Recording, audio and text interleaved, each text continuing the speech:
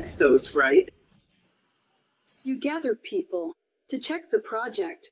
We had money in the project and they checked progress.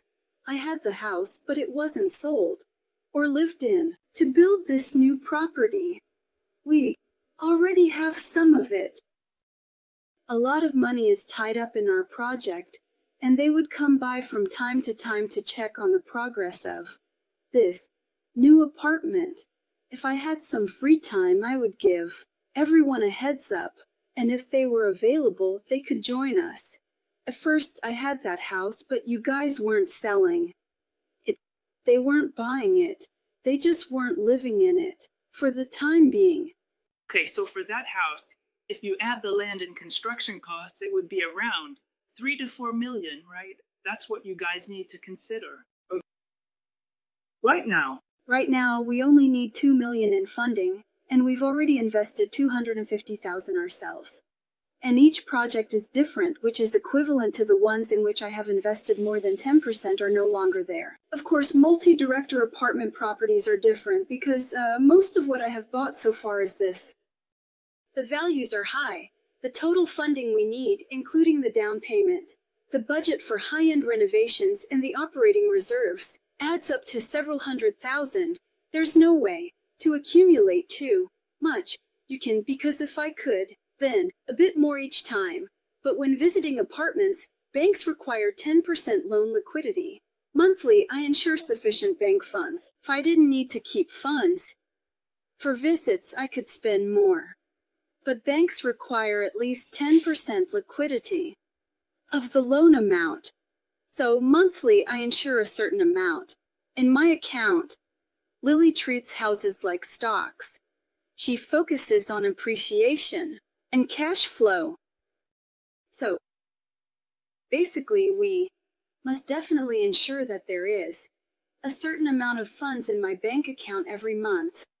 I recorded a podcast with Lily, and it's clear Lily's investment style is, well, it's like trading houses like stocks. Exactly. His approach to investing is like buying stocks. You do your research, and since he mostly buys newer properties, he doesn't have to worry too much. He's really focused on appreciation and cash flow, but it's definitely not the same approach as yours. After recording, I understood what he meant, but there were a lot of comments below the episode, and some people thought being a landlord is really simple. But then after I finished recording that episode, I understood what it meant, but in many comment sections under various shows, people say, being a landlord sounds easy. Managing rental properties is quite complex. Experienced landlords know dealing with daily frustrations is tough.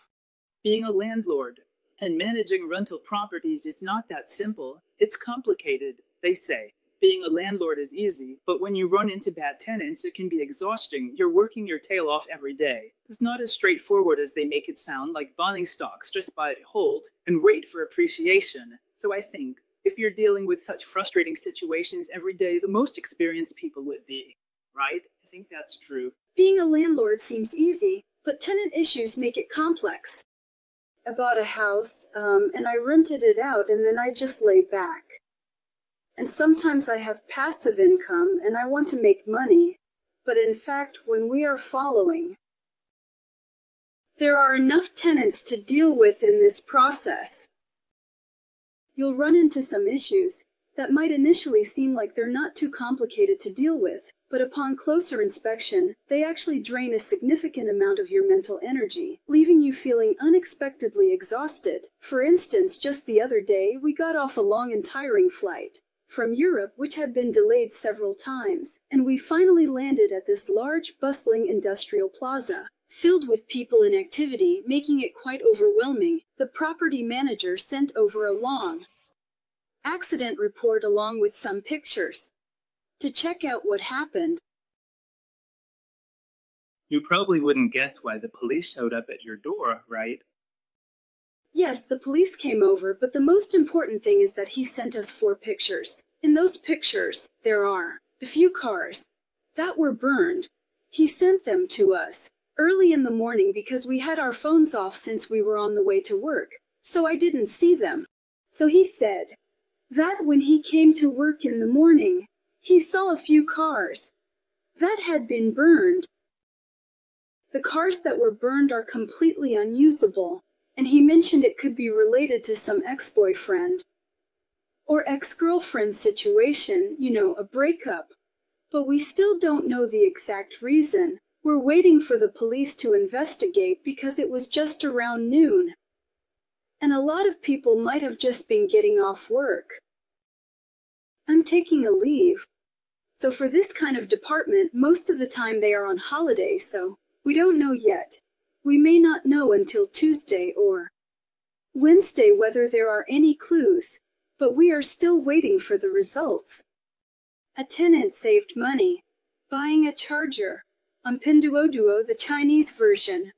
They live on the second floor of our 3-story building with 32 units. I believe you've heard about it, right? So they bought a phone charger. And they live on the second floor of our building, which has 3 floors in total, with 32 units. I'm sitting on the 3rd floor. And then, while he was charging his phone early on Saturday morning, he woke up early. And there was a fire.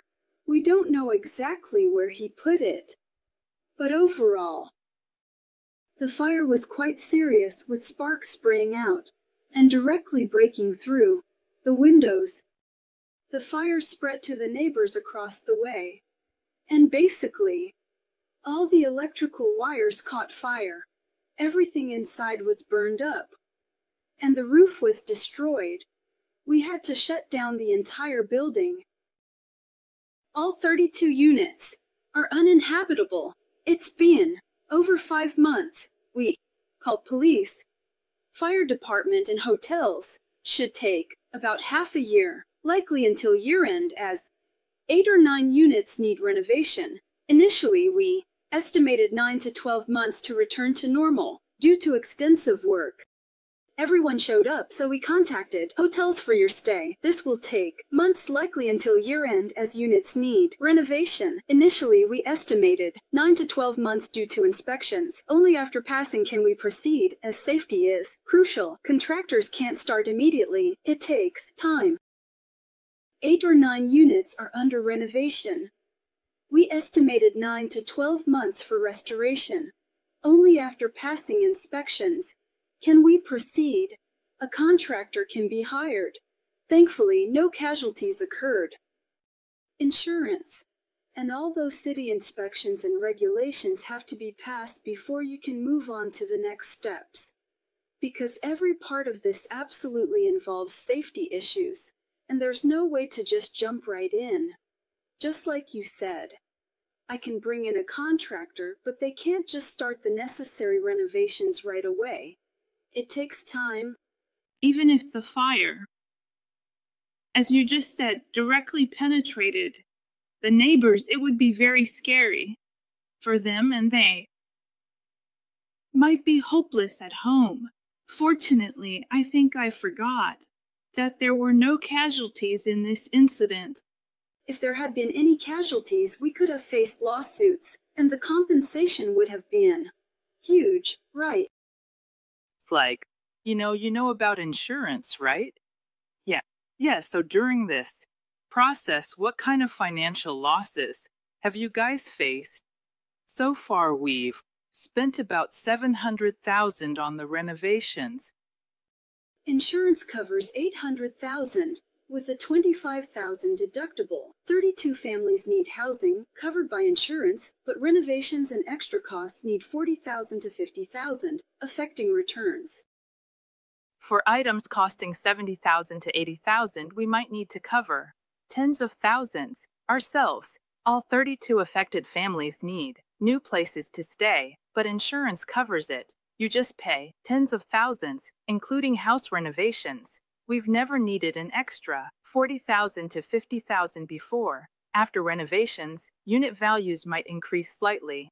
The extra expenses, because we certainly haven't encountered any work.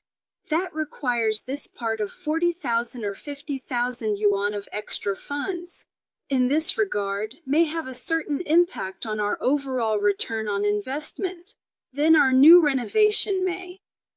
These units are worth a little more. But that's it. In the end, whether it is really a little bit higher depends on whether the buyer is willing to pay a higher price when we sell it. Or do I think I don't need to pay a higher price? There is no one in Wanching.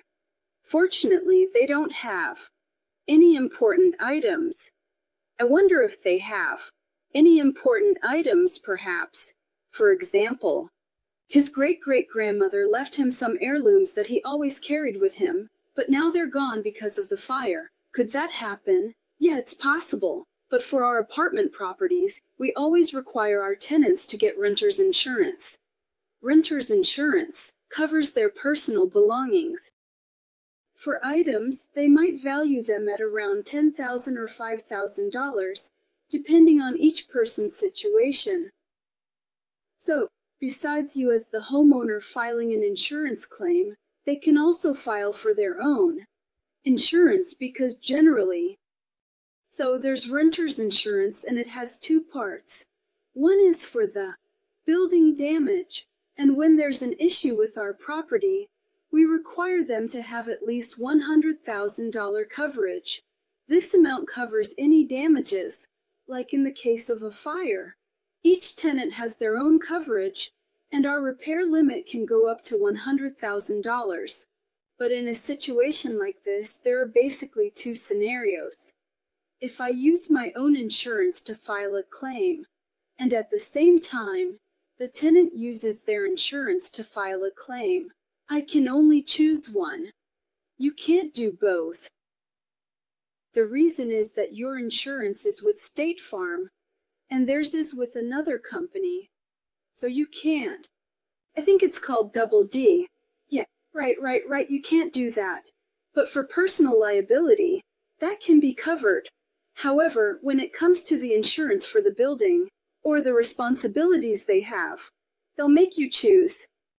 Whichever one is higher, that's the one you choose. At that particular time, the fire was burning very, very badly. 3 brave firefighters from several nearby counties went to the raging fire, and one of them specifically was from Kongping, where our apartment is conveniently located. That day in Kentucky, they were doing their firefighter training and final exams when they got the alarm call. The whole team mobilized, and later that afternoon, my regional manager called me and said, "I have 2 pieces of news for you, one good and one bad. Which do you want to hear first?" I said, "Just give me the good news first." He told me that 3 firefighters passed their exams and qualifications right there on the scene, so they could officially become firefighters. The bad news was that our entire building had to be shut down. Yeah, that's how things went down. And then there was something really unbelievable that happened. This just happened this month. We have a property with 210 units, and one of the tenants living in our apartment sold something to someone who doesn't live in our property. So he bought a second-hand dryer from our tenants, and after he installed it, it caught fire if it was a short circuit or something else. Anyway, it burned up his dryer and some cabinets. Instead of going after the tenant who sold him the used dryer for compensation, he asked us, the management, to cover it. He's asking for $6,000, and the court accepted it. Isn't that just crazy? Take $6,000. And the court accepted it. Is this very good? Some cases seem silly but are clever. He targets those likely to pay. Going after them, though he has a point, yields no money. His reasoning might be weak. He thinks he can get something from you, maybe squeeze out $6,000. It makes sense. Yeah, it's clever. He knows who to target for a better chance of getting money. He knows who to go after to have a better chance of getting some money. And there's another thing. America. When we are landlords, we often need to deal with various lawsuits and various documents. So, as American landlords, we have to get used to it slowly. I remember at the beginning, as soon as we receive it, alas, every time a certain tenant comes to send us a lawyer's letter or other lawyers give it to us directly. When I first saw that kind of lawyer's letter, I was really stressed out and overwhelmed, but now I just find it annoying. I don't feel that pressure anymore about how to handle it. It's not as intense as it used to be. Okay. Back to what I was saying about the fire that burned down 32 units. First off, I want to know if there were any situations where there were injuries or fatalities during the incident. So far, there haven't been any injuries or fatalities, which is a relief because this sounds pretty serious. In the US, financial losses are one thing, but if someone gets burned, becomes paralyzed, or even dies, that's a whole different level of liability for a landlord. That would be extremely serious. I've dealt with some situations before, but fires can happen when something in the kitchen catches fire, like when someone forgets to turn off the stove while cooking. It's usually something like that. It's actually very small. No, I haven't in fact tried a building. More than 30 units were indeed burned. The second one is, right, that's why you do that panel in the new house, so I have nothing to say to you, tell me, to petition, otherwise it will be very fire resident, right? Well, so it could be caused by a faulty charger. When signing leases, do you restrict tenant appliances? Generally, no money restrictions. But this is the first time I've seen tenants unaware of safety. They might not know about UL certification. In the U.S., non-UL appliances can be dangerous, assuming it's fine if from a regular or local importer. They might not even realize if their appliances have UL certification, and in the US, appliances without UL certification can actually be potentially pretty dangerous. Don't you have one? For example, if I'm at TG Maxx and I buy a mobile phone charging cable, I won't ask, hey, is there any certification? Basically, if it is, it's a general importer, a local importer in the United States. The correct procedure is that all appliances must have UL certification to be sold in the U.S. Okay, so about that dryer. You mentioned the one that caught fire after being bought secondhand. Why don't you provide dryers yourself? Oh, that has nothing to do with us because we do provide them in some properties. Washing machines and dryers. But some properties might not provide them, especially if some tenants already have their own, then they don't necessarily need one from us. Okay, so the guy who actually bought the secondhand dryer doesn't even really live in our property. He's just some random person. In fact, he saw my tenant selling a used dryer online and bought it for approximately $200. He even wrote in the lawsuit that he spent around $250 on it. It should have been the dryer that caught fire. He burned down the cabinet too, and now he's claiming $6,000 from us. It's not ours. This is a dryer. It didn't burn in your house. Your tenant sold it to someone else, and it burned in his house. And the lawsuit he filed was a bit unfair. He was unsure. He's claiming that the unit where the tenant lived is one of our retail locations, but we don't even have a retail business. Isn't that just trying to scam us? You have to be careful. In some areas of California, you can't just tell your tenants, you can't sell your stuff. I can't control them, right? And about bringing a gun, I saw you went to check out a property a couple of days ago. Did you bring one today? No, I didn't. No, I didn't bring one. You have to be careful in some areas of California. No, you have to be careful in some areas of California. You don't need to, but I'm saying you have to be careful bringing a gun into California because of their strict gun control laws. I wouldn't carry a gun, but there are places where you might need one. I checked public properties and only brought a gun once to an apartment in a rough area. The place was old and in a bad neighborhood, so I prepared by putting the gun in my bag, but didn't need it. A few weekends ago, I checked an apartment alone because my partner was on a business trip, so I took my daughter. I didn't tell him about the visit. Afterward, I told him, "You should have told me when you were going to check it out." So before I went, I had prepared to put this gun in my bag, but I didn't use it. It was okay. Then, 3 weekends ago, when I went to see an apartment property, he was not at home at the time. He was on a business trip and I took my daughter with me. The two of us went there. I didn't tell him that I was going to see this apartment property. After we checked out the distressed apartment property, I told him, "Why didn't you let me know? You were going?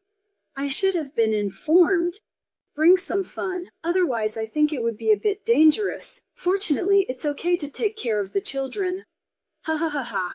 That is, you go in fearless, right? It's like, oh man, you're trying to make money and risking your life at the same time. You really don't know. Sometimes, so there are moments when you're completely unaware and you're not scared at all. But once you know what's going on and you go back to check it out, you might think, oh yeah, that's true. So, do you perhaps have to be available 24/7? We are talking about when I first started. First, I started with smaller apartment buildings like around 50 units, maybe 47 units. At that time, I just didn't have enough financial backing to handle a fully owned property or a fully owned property manager. Back then, I was really on call 24/7. Because he doesn't want to do this kind of part-time work. So with this kind of work, it's just me handling everything. Sometimes it can be in the middle of the night, especially on weekends or holidays. Yeah, usually when things go wrong, it tends to happen at those times. So sometimes you might get a call at 3 in the morning or around 11 or 12 at night. And you just feel you start to feel like, oh man, my quality of life is taking a hit. Or my quality of life is going down. Back then, when I was younger, I didn't really have a choice. But through this process, I gradually realized that I needed to scale up. I needed to grow this big, and I needed to hire professionals to handle these things instead of trying to do everything myself. You certainly need to hire professionals to be on call. That's the main thing. Now, when we have approximately around 100 to 200 units, we have enough resources. Each property generates enough income to cover 1 or 2 of them, which is a significant achievement. After that, they take turns, including for each of our apartment properties, or in each area where we have several properties, ensuring a balanced and efficient management of resources. They take turns like one person covers a week, or one person takes Saturday, another takes Sunday, or someone might cover the whole week. And then the next week it's another employee. It's like a coder. Well, yes, the same is true for programmers. Yes, they need to rotate every once in a while. 1 or 2 weeks. Yes, in some areas where we have more employees or more team leaders, our maintenance may be rotated every 5 to 6 weeks, sometimes even longer. And we even have some employees who don't want this at all. If they need to work, their pay is lower. But if they're on call, they get extra pay. If you handle something on call, drive time is counted. If handling time is under an hour, we pay at least 2 hours. If on call all night or weekend, and it takes 30 minutes, including travel. We still pay 2 hours. It's like if the time they spend handling something is less than an hour, we still make sure to pay them at least 2 hours. So if you're on call for the whole night or the entire weekend, and it only takes you 30 minutes to handle something, including the round trip, we still give them a minimum of 2 hours. That's your last one. We at least give them 2 hours of overtime. Usually, when you get woken up in the middle of the night, it's because of something like a burst pipe, or the toilet won't flush, or the AC, or heating is broken. Those kinds of emergencies are what they deal with. And of course, when we talk about this, it reminds me of something else. Some tenants, they might not be the best, like always paying their rent late, or whatever. And when we're getting ready to evict them, we run into some issues with those tenants. They'll cause you trouble, like a dripping faucet. That could lead to bigger issues, right? And they call you in the middle of the night. And it happens all the time. Quite often, it won't disgust you. How do you handle that? Basically, when we get an emergency call, we ask if you can handle it. If not, we send help. Sometimes we ask if it can wait until morning. If they say it might flood, we get it. Then we send help immediately. Sometimes they call at 1 or 2 a.m. and we go. When they call, is it a regular call or special software? As software engineers, we use special software. If they're saying that if you don't come, it's going to flood, I get it. In that case, we'll send someone right away. Sometimes they call at 1 or 2 in the morning, and they need someone to handle it. So, do they just call you on a regular phone, or do you have some special software? Because as software engineers, we have this special software that we use. They still call the same number, and we have it set up so that after 6 o'clock, it goes to a different line. First, they shut. They still call the same number that we have set up, for example, after 6 o'clock. Where does it get redirected to?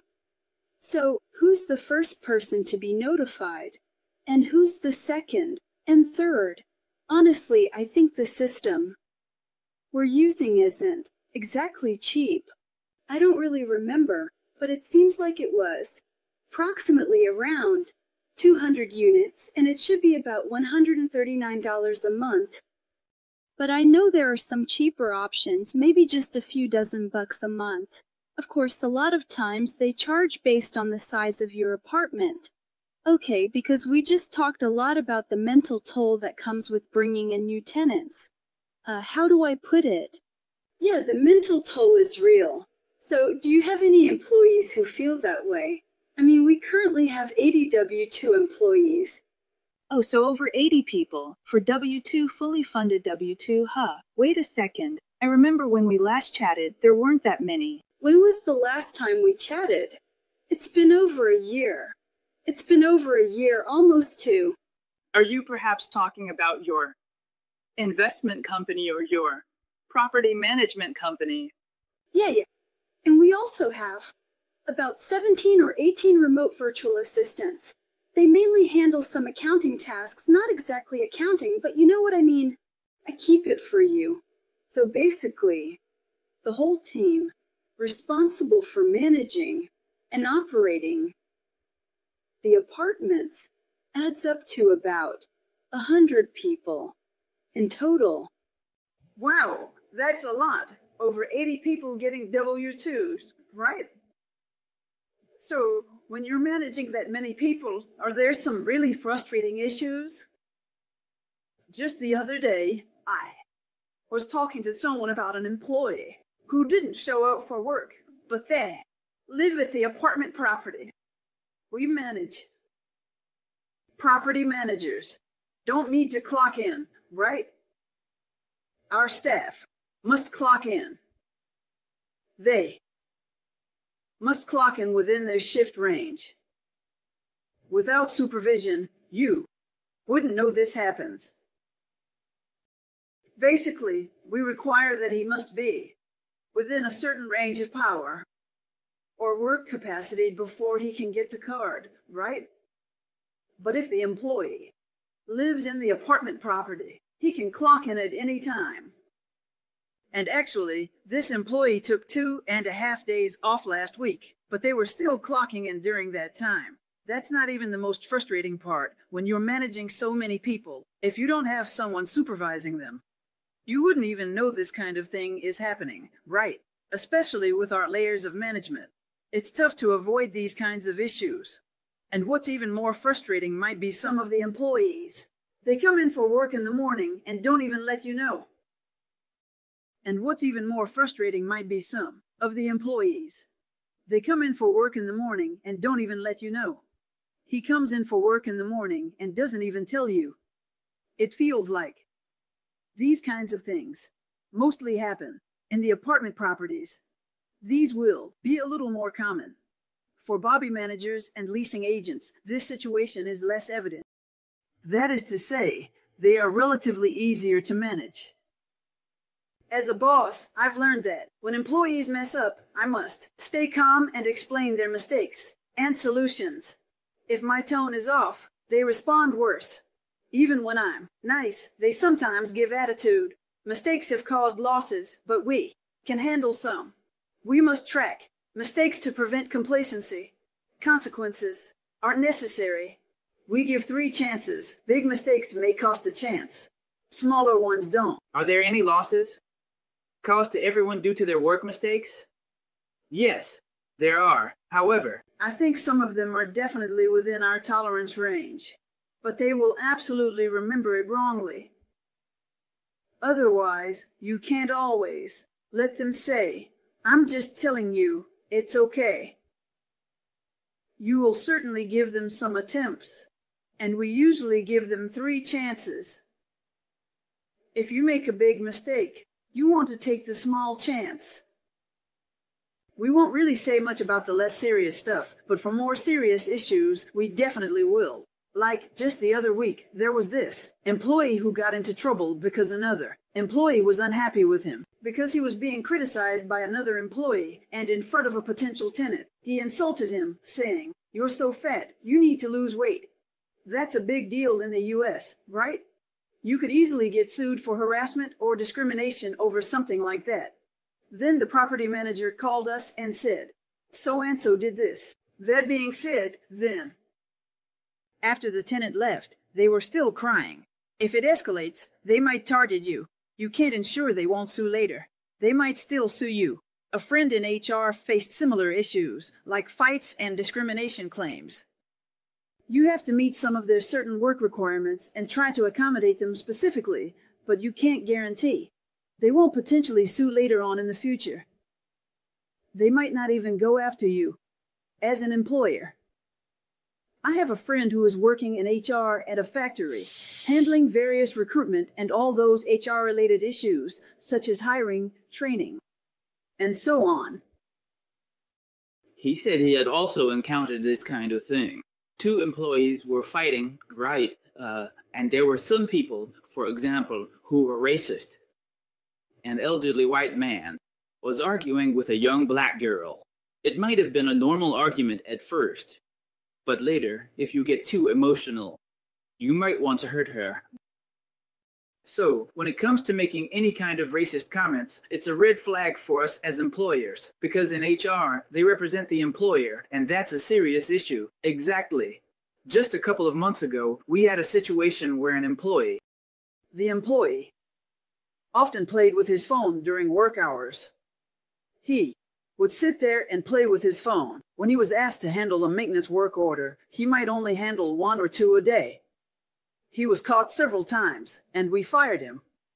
Then he went to the State Labor Bureau to sue us, saying we were racially discriminatory. I don't know why, but somehow he thinks it's because of his skin color that we let him go. However, luckily, we have all sorts of documentation, but we still got investigated. The Labor Bureau also called and emailed me and sent me all kinds of letters. He said, "Hey, this is all our employees." He insisted that he was fired because of his skin color, and there are 2 employees with the same skin color as him in the apartment next to mine, so he sued us for racial discrimination. We have been sued before. We have gay employees, but 1 resigned over racial discrimination claims. His boss is gay too. Our main challenge is handling discrimination issues. Racial discrimination is a big issue in the U.S. When he complained how long to resolve, what evidence showed it wasn't skin color but performance, they asked if there was a formal resignation reason and if we warned him about performance. We have texts to support this. The issues aren't many. We can handle them. Let's delve into the legal issues related to racial discrimination. It's significant in the U.S. When he filed a complaint, how long did it take to resolve? What evidence showed he wasn't fired due to skin color, but for job performance? They asked if there was a formal reason for his resignation and if we warned him about poor performance. We have text messages and photos of him using his phone during work hours. We provided all emails and evidence and hired 2 lawyers. What did you provide as evidence to show that you didn't fire him because of his skin color, but rather due to his job performance? Can you walk us through that whole process? Yeah, they asked us if there was a formal reason for his resignation. They wanted to know if we had warned him about his poor performance before or if we had communicated that to him. We have text messages to back that up. We even took photos of him using his phone during work hours instead of doing his job. So, we provided all those emails and evidence, and we even hired 2 lawyers to help us handle the situation. You guys have over 80 W-2s, but you don't have your own in-house lawyer right now because we're still too small. We just can't afford it yet. We can't afford it. Maybe we'll double it. You need a full-time lawyer, managing apartments. I need a lawyer for HR, employee issues, and evictions. We also deal with non-tenants. Someone sued us after buying from a tenant, causing damages we covered. That might need a different lawyer. In the U.S., everything is specialized. A lawyer for tenant issues might not handle employee disputes. So I'd need another specialized lawyer. We have apartments in 4 states. He sued us because he bought something from one of our tenants, and then it caught fire, causing damages that our company had to cover. That might require a different type of lawyer altogether. In the U.S., everything is specialized. My tenant's lawyer might not handle employee disputes, so I'd need another lawyer. We have properties in 4 states, so I probably need a lawyer in each, which isn't feasible. We have specific lawyers for situations. You pay a fixed salary to a lawyer monthly, or they refer you to someone else. If they know a specialist, they connect you in every county, or even different counties in the same state. Your lawyer might not handle cases nearby. I need a lawyer, which I can't afford. When issues arise, we have lawyers to handle them. You pay a fixed salary to a lawyer. Even if they can't handle it, they can refer you to someone else. Your lawyer might not handle cases in neighboring counties, so having an in-house attorney might not be useful. You get what you pay for. Yeah, and if he can't do it, he can refer you to someone else. Plus, if he knows someone who is an expert, he can connect you with them. In the same state, if you're in different counties, your lawyer may not work in nearby counties. An in-house attorney may not be useful, but I was thinking, if you do have an in-house attorney, wouldn't investors feel safer? Snowy is strong, not afraid of trouble. You get what you pay for. If I must spend that much, having an in-house attorney could reassure investors. Snowy is strong, unafraid of trouble. You get value. If I spend much, extra lawyer costs cut investment returns. Otherwise, I'd use my funds. How long was the last racial discrimination lawsuit? It took 2 months. Not our fault. We had evidence. Spending that much extra money. If I have to pay for that lawyer, it's definitely going to come out of those investment returns. Otherwise, I'd be using the funds I brought in to pay for it. Right. Okay. So how long did that last employee's racial discrimination lawsuit take? How long did it go on? It took about 2 months, and that's still because it wasn't our fault. We provided enough evidence. Yeah, right. He wanted money. If it was our fault, I'd pay. If not, I'd hire a lawyer. I won't let someone take advantage. Paying him means others might try the same, leading to a bottomless pit. I can compensate. But if it's not our fault, then I'd absolutely rather spend that money on a legal representative to handle the situation instead of letting someone take advantage of us. If I end up paying this employee, what about the others? There will definitely be others who will try to do exactly the same thing. And I think they could turn into a bottomless pit. Yeah, exactly. We shouldn't be paying to encourage people to do bad things. It was unreasonable. Okay. So in the end, there really wasn't much to it. So actually, as a matter of fact, in the end, they didn't go to court. It just wrapped up. After arbitration, yeah, it went pretty smoothly because I've seen some cases where the kind that said there was age discrimination in hiring and then walked away for several years. Oh, that's possible because you have to go to court all the time. Yes, I feel that it might be a bit. Both parties had already conducted a mediation before going to court because the Labor Bureau communicated with us a lot, and our lawyers also communicated with them. For some time, we also provided enough evidence to prove that it was really a problem with his work performance and not because of his skin color. Fire you. Mentioned legal issues, employees, and tenants. I wanted to discuss the scam you posted about recently. Investment companies are vulnerable to scams. Banks warn about rising scams and need for protection. The last situation I encountered was recently I noticed you were scammed. As an investment company, you might appear well off, making you vulnerable to scams. Yes, I agree. Whenever we discuss these issues with the bank, they mention the rise in scams and the need for protection. The last incident involved someone impersonating me, a longtime partner. Their email and signature matched ours, indicating a hack. They could still receive emails. Yeah, I think so. Whenever we discuss these issues with the bank, they mention increasing scams and the need for protection. Recently, someone impersonated me, a longtime partner. Their email and signature matched ours, indicating a hack. They could still receive some emails, but not mine, and scam emails asking for money didn't appear in his inbox. Someone impersonated me, a longtime partner. His email and signature matched mine, including the company address. Our partner's email was hacked, allowing him to receive some emails, but not mine. Emails from the scammer asking for money didn't appear in his inbox. It felt like a ghost in your house. Unsettling. I wondered how he addressed me, using odd wording and fees that made no sense. How did you figure it out? How does he usually address you? But if it is an email from me to him, he will not receive it, including the email from his own mailbox, which is the email sent by the scammer asking me for money. It is not in his mailbox. Not in. There. It's unsettling. At that time, I wondered how he addressed me. The wording he used didn't make sense. It was unreasonable. Don't say too much. Or next time a scammer might find it easier to trick me, right? When familiar with someone, especially in business, you know how they address you, and it flows naturally. Don't say too much. Or the next time a scammer might find it even easier to trick me, right? When we chat or send messages or emails, we have a specific way of addressing each other. The email he sent me when he called me was completely different. Do you have a secret code? Or maybe there is no secret code, just a habit.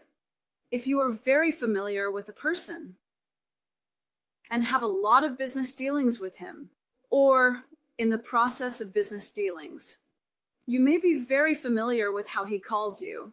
And then he will call you when he is talking. What words were used during the process of sharing information? Some of them are very obvious and don't seem to be special. Basically, they use a subscription fee, but we never have any subscription fee in our transaction process. So he used one, At that moment, I found it strange when he asked for $100,000 to be wired to his Hong Kong account. We called our partner, who denied it. We checked antivirus software. His email was compromised. Months ago, a similar incident occurred. An email was sent from my sister's account after her phone was hacked. The bank got a call from a number, and the voice resembled hers, convincing them it was her. They requested $80,000 to be wired. We found his email was compromised. A similar incident occurred months ago. An email was sent from my sister's account, and her phone was hacked. The bank received a call from her number, and the voice resembled hers. They emailed the bank to wire $80,000 to an account. The bank verified and transferred the money. The timing was clever, as it was done late in the day. The phone number the bank received was indeed my sister's cell number, and the voice on the calls sounded exactly so much like her that the bank really thought it was actually her calling. They even sent an email to the bank saying they needed to wire over $80,000 to a certain account. They called to verify, and the bank thought, oh, this seems like a legitimate request. They transferred over $80,000 to the other bank, and I think they did it right before the end of the day. I feel like that timing was pretty clever. Sometimes, if you do it early enough in the day, you might get the money back, right?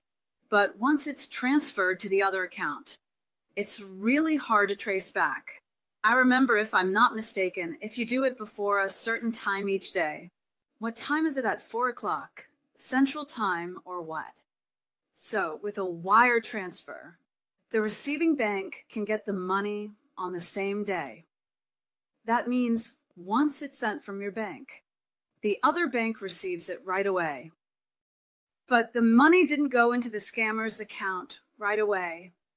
The next morning, when the bank staff came in, they probably noticed that the amount was indeed a bit unusual, since over $80,000 is no small change. So they just called our bank and asked, do you have a transaction for over $80,000 coming from which account to where? And when he heard that, he immediately called my sister.